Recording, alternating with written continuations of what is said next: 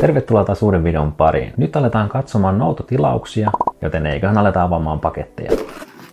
Tästä paketista löytyy 40 kappaletta single shotteja, efektinä Colorful Strobe Tail. Tulee heti monta käyttöön uuden vuoden pyromusikaaliin, joten muista tilata kanavaa, et vaan missaa sitä.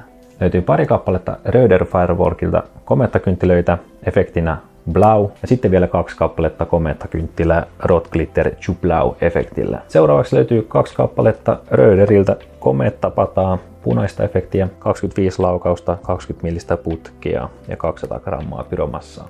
Seuraavaksi Johopyrolta komettapatoja, löytyy violettia ja punaista efektiä. Seuraavaksi 2 kappaletta Riakeon kameleonttipataa, todella näyttävä hiljainen pata, joka sopii hyvin näytöksiin. Seuraavaksi hieno Riakeon Diadem viuhkapata, löytyy 25 laukausta, 30 millistä putkea ja puoli kiloa pyromassaa. Viimeisenä löytyy sitten Riakeon Zodiac yhdistelmäpata, ampuu V-asetelmassa, löytyy 30 millistä putkea ja 48 laukausta ja hieman alle kilo pyromassaa. Tässä oli tällä kertaa kaikki noutotilaukset. Käyn vielä ostamassa Byrokratian tiskiltä jotain ilotulitteita, joten siitä tulee vielä oma videonsa. Tässä oli kaikki tällä erää. Se on moro!